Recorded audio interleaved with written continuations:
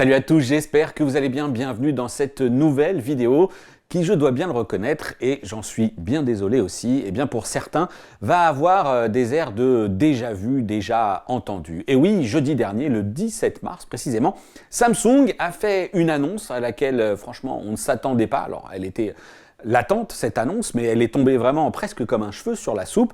Eh bien, le 17 mars, Samsung a annoncé son retour sur le marché des téléviseurs OLED. Oui, l'OLED. Et donc, eh bien moi, dans la foulée, le vendredi 18, j'avais commencé à faire un tournage et j'avais une vidéo qui était prête à publier jusqu'au moment où Samsung m'a appelé pour partager de nouvelles informations et notamment du côté des tarifs. Ça a donné lieu à des ajouts, etc. J'étais pas satisfait du résultat.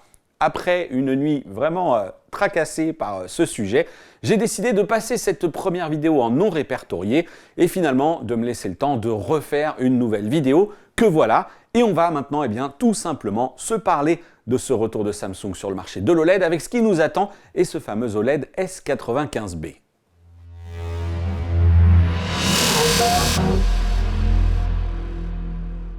Et oui, ce sera sa référence, l'OLED S95B ou QD OLED S95B, comme vous voulez, parce que oui, cette technologie, elle utilise ce dont je vous ai déjà parlé sur la chaîne, le lien est là mais aussi en description, à savoir la technologie QD Display de Samsung Display.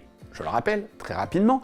Nous avons le fournisseur de dalles qui est Samsung Display et on a ensuite l'intégrateur tel que vous le connaissez dans les magasins qui est Samsung Electronics, de la même manière que l'on a LG Display et LG Electronics mais aussi LG Display qui livrent à Sony, Philips, Panasonic, etc. tous ceux qui souhaitent intégrer des dalles OLED et aujourd'hui Samsung débarque avec sa Samsung Display, donc vous l'aurez compris, débarque avec sa technologie mais qui a déjà été de toute façon adoptée par Sony sur son A95K.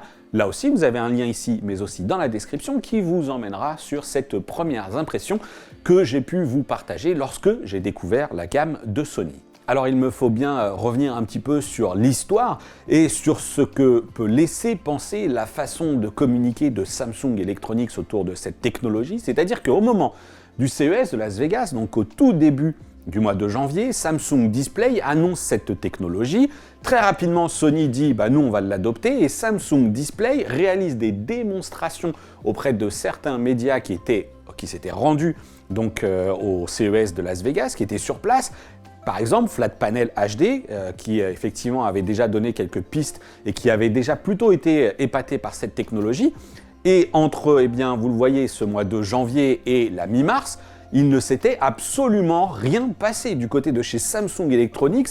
Les vannes sur la communication autour de cette techno étaient complètement fermées, à tel point que lorsque moi je suis allé voir la gamme 2022, où je vous ai parlé, là encore, une vidéo est là, mais aussi dans la description, d'une partie de cette gamme de 2022, avec le QN95B et le QN900B, forcément, vous en doutez, j'étais allé avec mon petit micro sur place et je m'attendais à ce que Samsung m'en dise un petit peu plus sur cette techno. Et c'était, motus et bouche cousue, pardon, il ne souhaitait absolument pas s'exprimer. Samsung France. Et c'est là que c'est quand même très fort, parce qu'à peine une semaine après, on reçoit dans nos boîtes mail ce communiqué de presse, alors qui tient en une dizaine de lignes, à peine, ou un peu plus, voilà. Il n'y a franchement pas grand-chose comme information, donc il faut bien avouer que c'est tout de même assez surprenant de la part de Samsung Electronics qui, pour le moindre lancement de produit, réalise tout de suite de grands événements. Là, il débarque avec une nouvelle technologie de télé, qui est quand même du QD OLED ou QD Display, qui est quand même foncièrement différent du White OLED classique. Là encore, vous avez une vidéo qui vous explique tout sur la chaîne. Et ça passe, mais limite presque, s'ils restent sous les radars, ça leur va bien, quoi. Donc je sais pas, dites-moi ce que vous en pensez dans les commentaires, mais on a un petit peu l'impression que c'est l'enfant illégitime qu'on essaye de cacher dans un coin, et pourtant, évidemment, que va y avoir une certaine forme d'ambition, même si ça va pas être le target, évidemment que la technologie OLED chez Samsung, c'est le retour, et s'ils vont se relancer là-dedans, c'est qu'ils ont forcément des ambitions. Alors là, voilà la page, justement, que vous n'avez pas sur le site français de Samsung, mais qui est bel et bien sur la version US et qui déjà, comme vous le voyez, liste à la fois pas mal de détails quant aux technologies. En gros, on sait que ces versions OLED vont reprendre certaines des technologies des versions QLED. Et puis, on a les caractéristiques techniques que je vous affiche justement à côté de moi. Comme ça, vous aurez un petit peu plus de détails, les dimensions, etc. Et c'est des modèles qui, a priori, comme je le disais, vont reprendre l'essentiel des technologies du constructeur. À commencer par cette puce Quantum Processor 4K, le Wi-Fi, le Bluetooth, les modes Filmmaker, les modes cinéma, la technologie OTS pour l'Object Tracking Sound, et on va retrouver aussi le Game Bar 2.0 pour les joueurs, cette fameuse barre d'icônes qui ensuite vous renseigne un petit peu sur l'état de votre dalle, sa configuration pour savoir si vous êtes dans la meilleure des réglages possibles pour les titres auxquels vous jouez. Et on a aussi une compatibilité avec le FreeSync Premium, donc cette fameuse technologie VRR. Il n'y a toujours rien d'annoncé quant à une éventuelle compatibilité avec cette fois-ci le VRR chez Nvidia qui est le G-Sync, comme le fait tout simplement LG par exemple. Mais on sait que chez Nvidia, on a aussi cette Adaptive Sync qui finalement fait que ça fonctionne pas trop mal avec des machines comme celle-ci. C'est une RTX 3090, mais vous commencez à le savoir pour ceux qui me suivent, où régulièrement, je peux vous montrer quand même que dans les tests, c'est plutôt quelque chose qui se comporte bien. Donc techniquement, il n'y a pas de quoi rougir sur cet aspect téléviseur. Je vous ai mentionné donc cette fameuse technologie OTS avec ce fameux Object Tracking Sound qui est censé reproduire le son là où il se passe dans la scène. Là où il y a une différence, c'est qu'on est sur une structure, sur un panneau OLED et forcément, vous le savez, il y a aussi des changements de ce côté-là qui sont structurels dans la conception de la dalle parce qu'il y a une banalité, mais que Samsung intègre sous un label un petit peu marketing qui est ce fameux Laser Slim Design qui est un truc assez banal sur le marché des téléviseurs OLED qui consiste à dire que la dalle en partie haute est extrêmement fine et que l'électronique est regroupée en partie basse. Donc forcément, s'ils n'ont pas la place d'intégrer les haut-parleurs en partie haute, il va commencer à y avoir naturellement une différence de qualité audio entre les modèles Neo-QLED, par exemple, qu'on connaît pour la partie premium, et forcément donc ces modèles OLED. Ça, on verra bien un petit peu plus tard. De toute façon, on est sur de l'OTS pour les versions OLED et on sait que ça va jusqu'à du OTS+, avec de l'AVA pour l'Active Voice Amplifier. On a même maintenant le Voice Analyzer qui, si on a un visage, dans une partie de l'image, le son est reproduit exactement à cet endroit-là. Tout ça, ça fait partie des petites nouveautés, des petites améliorations qui sont censées arriver en 2022 et qui pourraient être exclues ou en tout cas de moindre impact sur les versions OLED. Alors je ne sais plus si je l'ai mentionné, mais vous l'avez sans doute vu s'afficher dans la partie caractéristiques techniques. Pour vous, mes amis les joueurs, c'est que cette dalle Ultra HD, elle va finalement être capée à une fréquence de rafraîchissement maximale de 120 Hz. Il y avait un petit doute entre fiches techniques qui étaient publiées sur Amazon.com et celles qui étaient publiées sur Flatpanel dans la première vidéo que j'avais pu faire, où ça peut-être laisser présager que ce serait du 144 Hz, notamment comme c'est le cas sur les Neo QLED qui nous attendent en 2022 avec ce QN95B par exemple, qui va être capable d'aller chercher le 144 pour les joueurs de PC. Là, c'est sûr, maintenant, ce sera du 120 Hz avec cette Game Bar 2.0.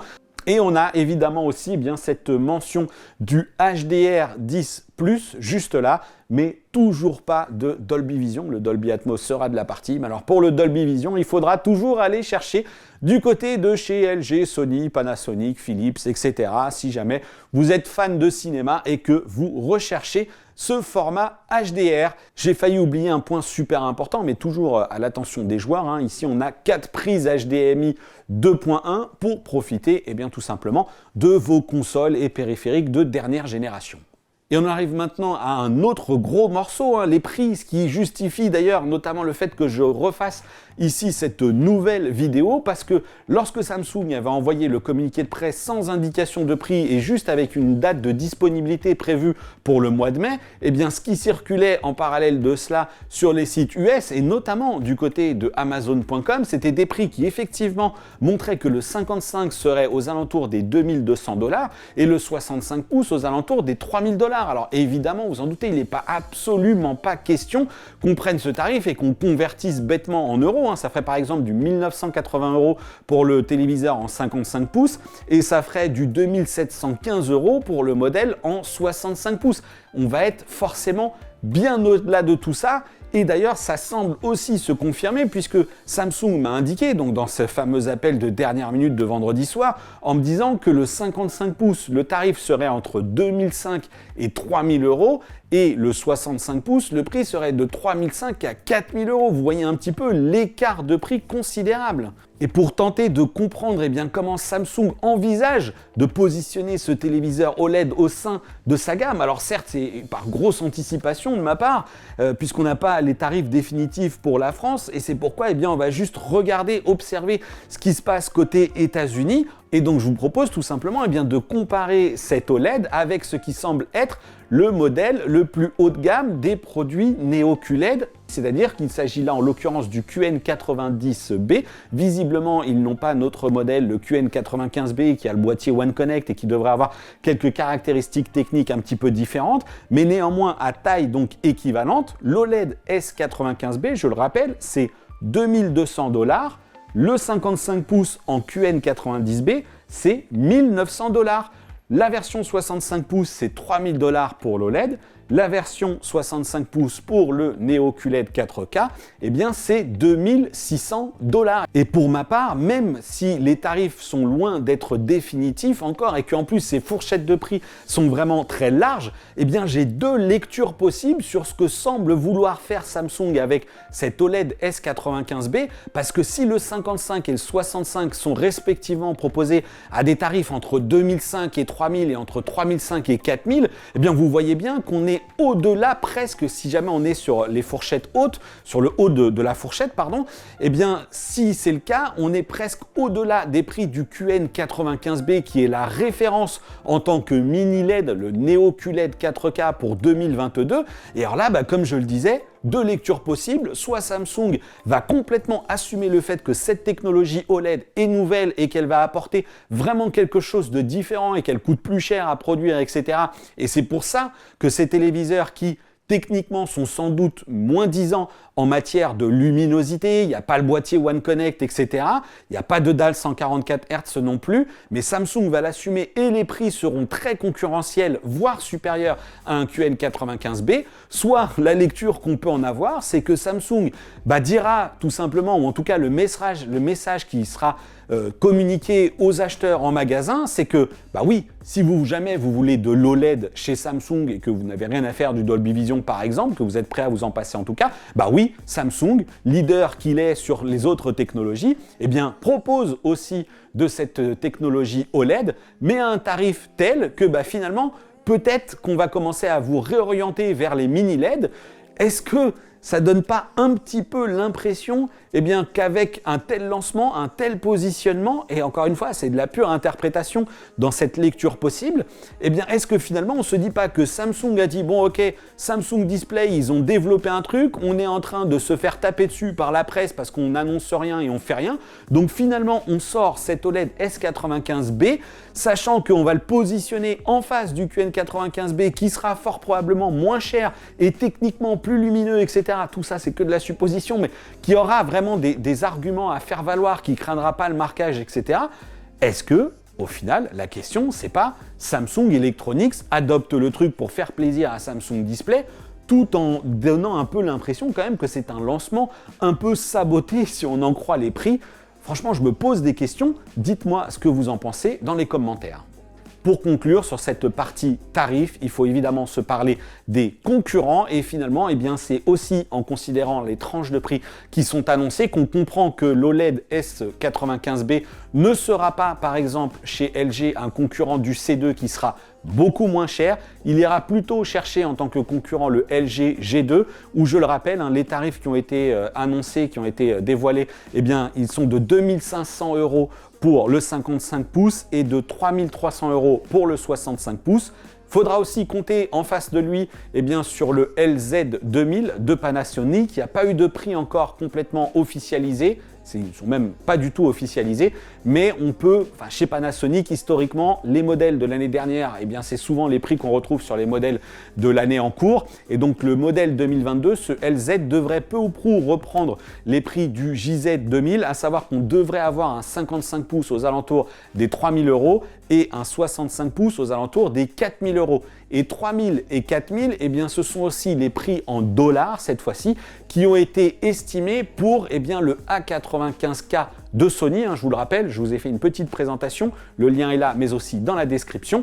Et pourquoi je dis que ce sont des prix qui ont été estimés? Parce que lorsque Sony a publié sur son site US les fiches techniques du A95K, eh bien on sait que de ce côté-là, il y a le fameux programme Sony Rewards qui en fait est, quand on regarde tous les autres produits, cette récompense qu'offre Sony à ses clients, eh bien, c'est que pour $1 dépensé, il récolte 1 point. Et donc, c'est pour ça que lorsque Sony avait publié ses fiches avec l'équivalent de 3000 points de rewards, de récompenses récupérées sur le 55 et 4000 points de récupérés sur le 65 pouces, il s'était dit, les tarifs, ce sera tout simplement $3000 et $4000. Bien évidemment, j'ai reposé la question aux équipes françaises de Sony, c'est quelque chose qui n'a absolument pas été confirmé. Et d'ailleurs, lorsque je suis retourné sur le site US de Sony, j'ai bien pu me rendre compte que tout cet aspect collecte de points, récompense, avait été évacuée alors qu'elle fait toujours partie des informations sur les autres produits comme les barres de son, etc.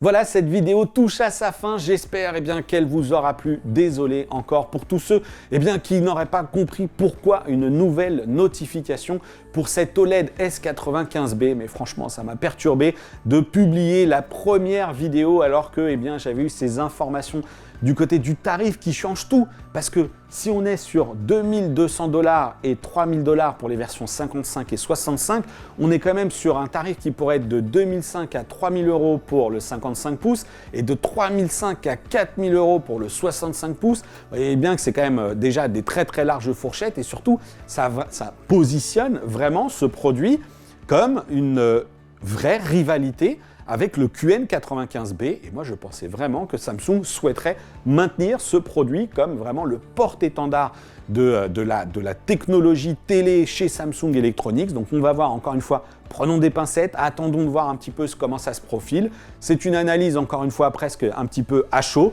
J'espère encore une fois que cette vidéo vous aura plu. Les réseaux sociaux, pour discuter avec moi. Dans la description, vous retrouverez les liens vers les différentes vidéos mentionnées ici. Le lien aussi vers le groupe de discussion Discord. On est bientôt plus de 200. Merci vraiment à tous. On échange régulièrement.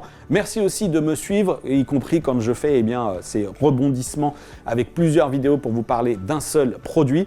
Quoi qu'il en soit, je vous dis à bientôt pour une prochaine vidéo. D'ici là, portez-vous bien. Ciao!